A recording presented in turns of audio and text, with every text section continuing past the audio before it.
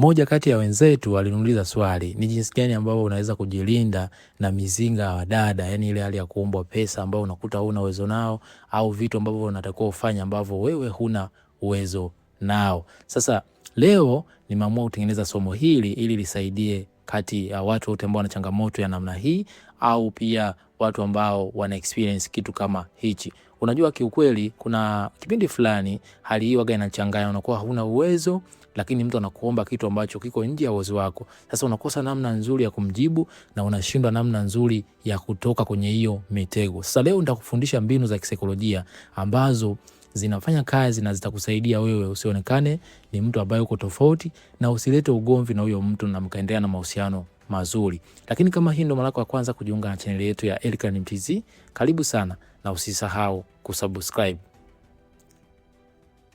Okay, sasa mbinu ya kwanza ni mbinu ya kumhurumia kwanza. Hii waga tunaita impulse buffer. Sasa unajua, ngoja nikupe siri moja. Asilimia kubwa mtu yote anapokuomba msaada, sana sana wanawake, kwa sababu wanaongozwa na hisia, mara nyingi waga wanawaza kwamba huyu mtu atanichukuliaje, atanionaje. Sasa unapomjibu kwa haraka ukamwambia sina pesa, sina hiyo hela, unanionaje, au unaona mimi na hela tu, tayari utamtengeneza mazingira ya yeye kujilinda. Sisi binadamu kikawaida waga tuna mfumo wa ulinzi. Yani bila tunapopata jambo lolote au kuna namna ambayo tunajilinda kwa haraka. Ndio maana hata mtu tumwambia kitu chochote anajilinda haraka kwa kukujibu. Huo ni mfumo wa ulinzi wa binadamu. Sasa ule mara nyingi huo unamtokea mtu pale anapoenda kufanya jambo ambalo sio la kawaida kwake, kama kwa mfano kuomba msaada. Mara nyingi sio jambo ambalo mtu ameshalizoea kwake. Sasa mara nyingi waga anakuwa na namna fulani ya kujilinda. Sasa unapomjibu kwa haraka unakuwa unaimarisha ule ulinzi wake, au unanyanyua ile ego yake. Ego ni kama ile hali mtu anapojiona. Sasa ili kuvunja hiyo njia na mtu asikuone wewe ni mtu ambaye humjali, humsamini, kwa sababu wanawake wanaongozwa na hisia, cha kwanza kabisa ni kumuonesha impulse. Impulse ni kama kumhurumia au kuvaa viatu vyake. Unapomjibu kwa haraka kusema mimi sida au mimi siwezi, tayari utamfanya mwenzako kuona kwamba wewe umjali na umsamini, na atakudharau kabisa. Sasa njia nzuri, cha kwanza kabisa ni kuonesha kwamba unamjali na kumsamini. Kwa namna gani? Mtu amekomba kitu, mwambie pole, naelewa hali yako, lakini kwa sasa kuna mambo fulani yamenibana mwezi huu, ningekusaidia. Unaona ile pole inabadilisha kabisa mtazamo wake. Kutoka kwenye ile hali ya kujilinda anakuwa kawaida. Yani ile hali ya kujilinda inashuka na anakuwa kwenye hali ya kawaida. Lakini ukimjibu kwa haraka na ukajibu kwa faster kwamba mimi siwezi, ile hali ya ulinzi inanyanyuka zaidi. Sasa kubali, alafu jibu lako kwa kistaarabu. Unaweza kumwambia aisee, pole sana, najua hali hiyo inaboa sana, au issue yako inaboa sana, lakini mwezi huu au wiki hii nimebanana sana, kuna jambo nalifanya. Kwanza ataona kwamba umemsamini, lakini pia atakuona kwamba wewe pia ungemsaidia kama ungekuwa na uwezo, kuliko kumjibu kwa haraka. Na kosa kubwa ambalo watu wengi wanakosea, huwa anajibu kwa haraka. Wewe umenionaje? Unaona tu mimi na hela, au mimi sina hela sasa hivi, au sina pesa. Hapo utakuwa unatengeneza mazingira ya huyo mtu kuchukia na utaharibu kabisa mahusiano, au huyo mtu atakuwa na kinyongo na wewe, ataona kwamba umemnyima au umemkatalia kabisa. Lakini sasa mbinu ya pili ambayo inaweza kukusaidia ni kuweka mipaka ya kifedha. Tunasema financial boundaries. Sasa unajua katika maisha ya kawaida usipokuwa na mipaka ya kifedha utajikuta kuna malengo fulani ambayo unataka kuyafikia, na wanaume wengi huwa wanashindwa kufikia malengo yao kwa sababu ya kutoa pesa bila mpangilio. Sasa lazima kwanza uwe na mpangilio wako wa budget. Kuna somo ambalo nilifundisha kuhusu jinsi ya kuweka budget. Kama hujalisikiza inabidi ukalisikilize. Huwa tunatumia mfumo wa 50-30-20, kwamba katika mahitaji yako yote lazima uyagawanye katika mafungu hayo 50-30-20, kwamba 50% ni mahitaji ya lazima, 30% ni mahitaji yasiyo lazima, na 20% ni uwekezaji. Sasa kwa mfano mtu akija nje ya utaratibu wako wa kawaida, kuna namna nzuri ya kumjibu ili usigomane naye, kwa sababu kwanza unakuwa unajua kwamba hii pesa ni ya mahitaji yangu yasiyo lazima, kama kutumia hivyo, kutoka out. Sasa ikiwa imezidi hapo au ikiwa imeisha, maana yake utajua namna nzuri ya kumjibu. Lakini cha kwanza kabisa lazima ujue kwamba pesa yangu ipi ambayo naitumia kwenye mambo ambayo ni ya matumizi yasiyo ya lazima. Hapo ndio utakuwa unajua kwamba hapa nikitumia hii kiisha, basi sitatumia zaidi. Sasa mbinu hii inakusaidia. Cha kwanza kabisa unapojua mahitaji yako na fedha yako ambayo unahitaji kuitumia kwenye mahitaji yasiyo lazima kama hizo starehe, Maana yake itakusaidia kwanza kujua kiasi gani ambacho unatakiwa kukitumia. Sasa njia gani nzuri, kwa mfano mtu kaja kukuomba alafu wewe umeshaishiwa hicho kiwango au umeona hicho kiwango ni kikubwa zaidi ya matumizi yako ya kawaida. Cha kwanza kabisa, ukimjibu atakuona kwamba wewe ni mtu mwenye malengo na ni mtu ambaye una vitu ambavyo unavisimamia. Kwa sababu unajua sasa, kama kwa mfano wanawake wanapenda sana wanaume ambao wanajitambua. Yaani wanawake wanathamini sana wanaume ambao wanajua wanapoelekea, yaani wale wenye malengo ambao wanatafuta vitu vikubwa vya baadaye, sio wale ambao hawaeleweki. Sasa unapomwambia kwamba kuna kitu ninakifanyia kazi au kuna kitu nakifuatilia ambacho nahitaji kukifanyia kazi katika mwaka huu, so bajeti yangu imebana, anaona kama ni mtu ambaye una malengo na ni mtu ambaye unajua kujisimamia. Lakini pia inaondoa tafsiri ya ubahili, kwa sababu ukisema tu sina pesa bila kumuelezea mtu kwamba labda mwezi huu namalizia kiwanja changu au mwezi huu nimeagiza mzigo China, kwamba kwa hiyo pesa zote ambazo ninazipata nazipeleka kwenda kununua huo mzigo. Hapo ataondoa ile tafsiri ya kwenda kuambia rafiki zake kwamba huyu mtu ni bahili au huyu mtu hana uwezo wa kunisaidia au hataki kunisaidia. Lakini pia inatoa lawama kutoa kwenye kile kitu ambacho yani inatoa lawama kutoa kwenye wewe mwenyewe binafsi na kuipeleka ile lawama katika kile kitu ambacho wewe unakifuatilia. Inaweza kuwa uwekezaji, labda kiwanja, inaweza kuwa kufungua biashara au kununua kitu fulani ambacho ni cha muhimu. Na njia nzuri, tafuta vitu ambavyo vinaendana na hali yako. Kwa mfano labda ni kijana, vitu ambavyo unafuatilia, labda kwa mfano kiwanja. Ukimwambia mtu anaona kwamba huyu mtu ana malengo mazuri ya baadaye. Na mara nyingi wanawake wanavutiwa sana na wanaume wa namna hiyo. Sio unasema tu sina au siwezi, tayari atakuona kwamba ni mtu ambaye umsamini. Sasa unaweza kutoa mfano huu au unaweza kumwambia kwa namna hii, mwezi huu nina nidhamu kali sana ya kifedha. Kila shilingi inayopatikana inaenda moja kwa moja kwenye kulipa kile kiwanja, sitoi nje hapo kabisa. Huo ni mfano unaweza kumwambia. Lakini pia unaweza kumwambia mwezi huu ninapambana niagize mzigo China, ningekusaidia kiukweli, bajeti yangu imebana. Kwanza atakuona wewe ni mtu ambaye una malengo na ni kitu ambacho kinawavutia sana wanawake. Lakini pia inaondoa tafsiri ya ubahili na inatoa ile lawama kutoka kwako kwenda kwenye hilo lengo ambalo wewe unalifuatilia. Lakini mbinu ya tatu, toa njia mbadala isiyo ya kifedha. Sasa unajua hii mbinu kwanza inakusaidia kujua kama huyo mtu kweli alikuwa na shida kweli, kwa sababu asilimia kubwa watu wengi wanaokuja kukuomba, sana sana wanawake, muda mwingine anataka achukue tu pesa, tunasema kukuchuna, lakini hana tatizo la ukweli. Lakini pia inakusaidia wewe usionekane ni mtu ambaye hutaki kumsaidia. Lakini pia inakusaidia wewe uonekane wewe ni mtu ambaye unamsamini. Sasa jambo la kwanza kabisa katika mbinu hii ya kutoa njia mbadala, inakusaidia wewe kuchuja kwamba hili ni tatizo kweli au ni mtu ambaye ana malengo yake binafsi. Kwa sababu mtu anapokuomba labda kwa mfano fedha, ukamwambia bwana, kwani shida gani ambayo inakusumbua, ukampa njia nyingine ya kumsaidia. Kwa mfano labda ana shida ya chakula, ukamwambia basi mimi hapo nyumbani nina kiasi kingi cha mchele, ngoja nikuletee. Hapo utakuwa umemsaidia kwa namna nyingine ambayo yeye mwenyewe kwanza hata kuona kwamba wewe ni mtu ambaye umekataa kumsaidia au wewe ni mtu ambaye humsamini. Yaani tafuta kitu kingine ambacho unaweza kuweka mbadala wa kumsaidia. Kama kwa mfano na labda na changamoto labda ya kikazi, labda kaishiwa labda internet ya kufanyia kazi na ndio changamoto ambayo inamsumbua, kakuomba hela nyingi, unaweza kumnunulia bando la kumalizia hiyo kazi. Au unaweza kumsaidia kama kwa mfano na kuomba hela alafu baadaye ukaja kumuuliza kumwambia ni mahitaji ya pale nyumbani labda kuanisha umeme, unaweza kumnunulia umeme kwa kiwango ambacho ulichonacho. Lengo ni kutatua ile tatizo ili kumuona, kwa sababu mara nyingi mtu ambaye hana shida ambayo ni ya uhalisia, mara nyingi utamuona mtu amenuna au atakuwa amebadilika kabisa kulingana na yeye alikuwa anataka kitu tofauti. Kwa hiyo itakusaidia kumsaidia mtu ili yeye asikuone kwamba wewe huna lengo la kumsaidia. Na hii mara nyingi inatokea sana. Mtu anaweza kuomba labda naomba 50,000 au naomba 100,000. Unaweza kumuuliza kwamba ni changamoto gani ambayo inakusumbua au unataka kaifanyie nini? Alafu angalia sasa kitu gani ambacho unaweza ukamsaidia. Na mjibu vizuri tu kistaarabu. Kama tulivyoelewana mwanzoni nilivyosema kwamba shusha kwanza ulinzi wake, mwambie naelewa, pole sana, lakini kwa sasa naweza nikakusaidia kwa hichi kitu. Angalia kitu ambacho unaweza kumfanyia kulingana na mazingira yake. Kama ni kwenda kumsaidia labda kazi, kama ni kumsaidia kumuunganisha na mtu ambaye anaweza kumsaidia hicho kitu, fanya ili kwanza usionekane kwamba wewe ni mtu ambaye huna msaada, lakini pia inakuondolea yale mazingira ya wewe kuonekana haumsamini. Lakini sasa mbinu ya 4 ni mbinu ya kununua muda, yani kubuy time. Hii tunaita the time delay strategy. Sasa unajua mizinga mingi ya dharura waga inategemea kukupa mshtuko na pressure ya papo kwa hapo ili usipate nafasi ya kufikiria kwa mantiki.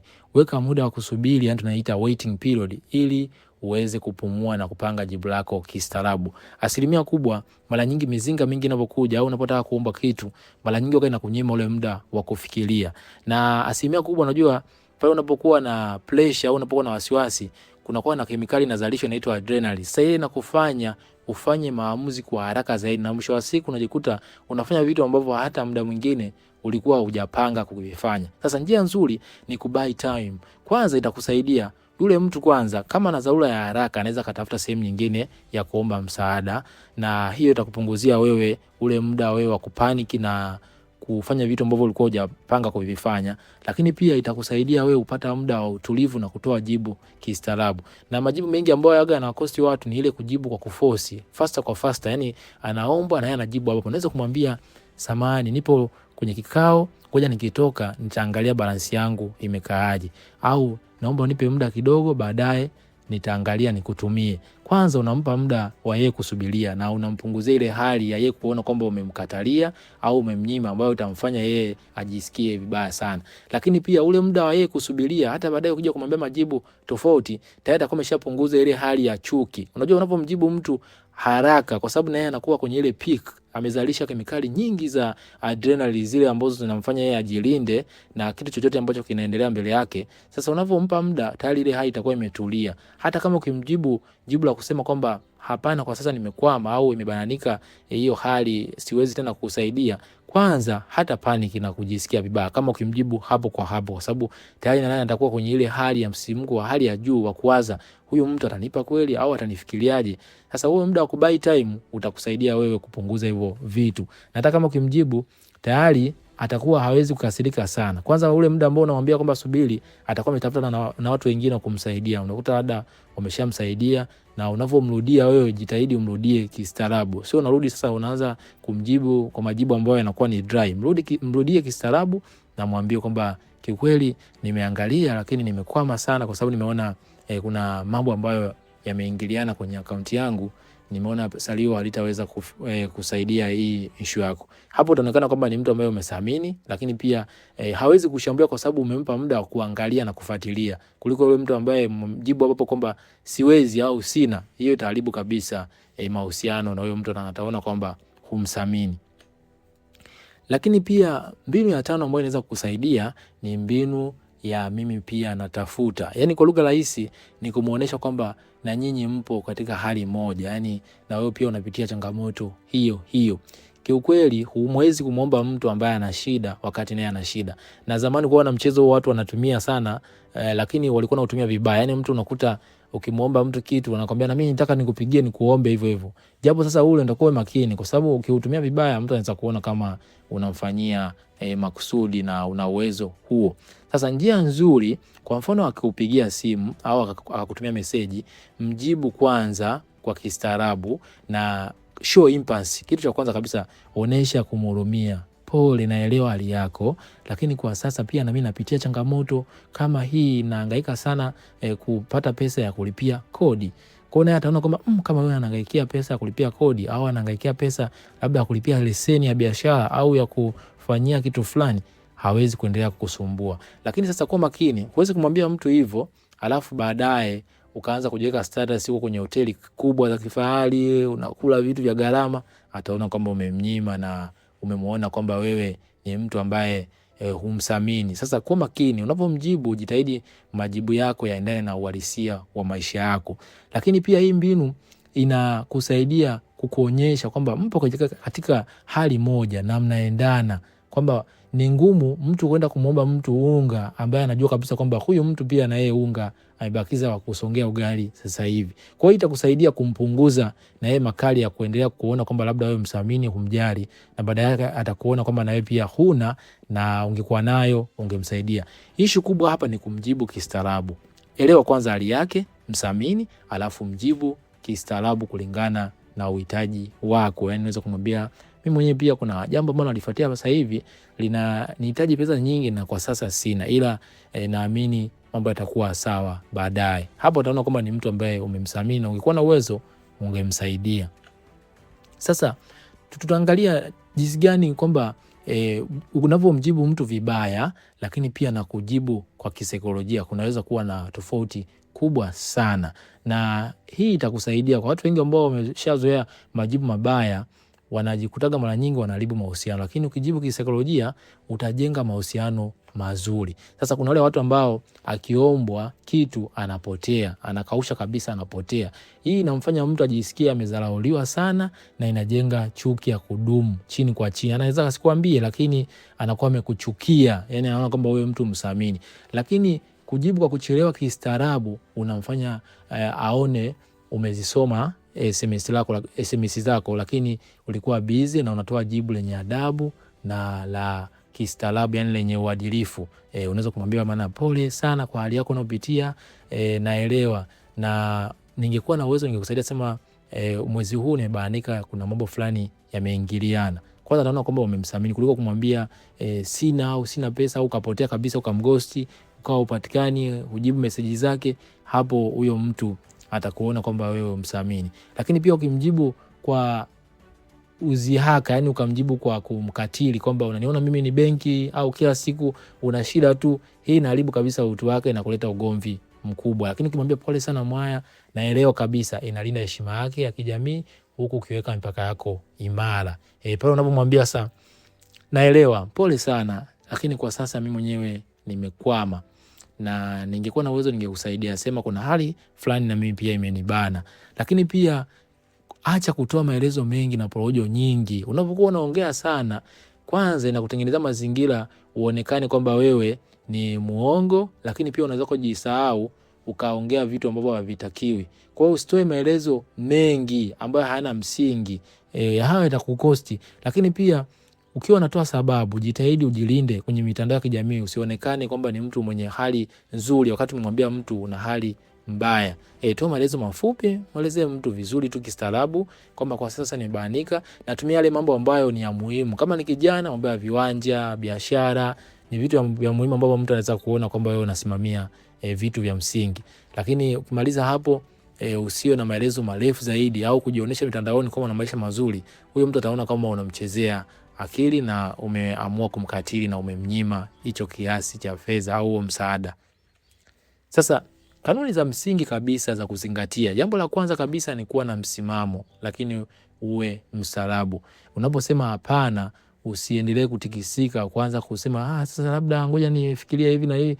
Kama ni hapana, sema kweli hapana. Usiteteleke. Ukiteteleka ndio unaleta ugomvi. Unakuta mtu anamwambia basi ngoja niangalie hapa kama nitaweza, na unaona kabisa hutaweza. Baadaye ukishindwa, huyo mtu atakuona wewe ufai. Mwambie, unaweza kutumia mbinu ya kubuy time. Mwambie, hebu ngoja niangalie hesabu zangu, baadaye nitakupa majibu. Maana hapo akiwa anasubiria, una uwezo wa kumwambia jibu lolote, lakini kuliko kumwahidi ukweli kwamba nitakusaidia. Unajua kuna tofauti kati ya kumwambia mtu asubiri na kumwahidi. Kumwahidi ni ngumu sana, kumwambia hauwezi kwa sababu ulimwambia utamsaidia. Epuka sana kutoa vitu ambavyo viko kinyume na msimamo ambao umeuweka. Lakini epuka sifa baada ya kukataa. Yale mambo ya kujionyesha sasa mitandao ya kijamii, upo kwenye hoteli kubwa unakula vizuri, alafu mtu umwambia mambo na wewe pia unapitia hali ngumu, umetumia ile hali ya kumwonyesha kwamba na wewe pia upo kwenye hali kama ya kwake. Sasa hiyo itakuharibia kabisa msimamo wako na utaonekana kama ulikuwa unamfanyia mchezo. Lakini usiombe radhi kupita kiasi. Kuomba radhi mara 100 au kujitetea kupita kiasi utafsiriwa kisaikolojia kama ishara ya uongo au hatia. Kuwa na maelezo mafupi, usianze kuelezea yaani maelezo mengi mwisho wa siku yatakukosti, kwa sababu asilimia kubwa watu wengi ambao wanaongea sana wanajikutaga wanaongea hata vitu ambavyo hawakupanga kuongea. Kwa hiyo ongea tu kwa ufupi, naelezea kulingana na maisha yako ambavyo wewe mwenyewe pia unayaona na budget ambayo umeipanga, na usiendelee kuongea zaidi. Hii itakusaidia wewe kuonekana kuwa na msimamo, lakini pia itakulinda usiingie kwenye mtego wa kuongea vitu ambavyo havina sababu. Hebu niambie katika comment, ni mbinu gani nyingine ambayo unaifahamu ambayo unaweza kaitumia ikakusaidia pia kumjibu mtu ambaye anakuomba kitu ambacho huna uwezo wa kufanya, na ukiweka hapo kwenye comment itasaidia pia na watu wengine wa kujifunza. Pia nigusie usahau kulike, kushare na kusubscribe. Hakikisha share hili somo na kulike, na nitafurahi sana kuona umefanya hivyo. Asante sana kwa kunisikiliza. Tukutane kwenye somo linalofuata. Bye bye na uwe na siku njema.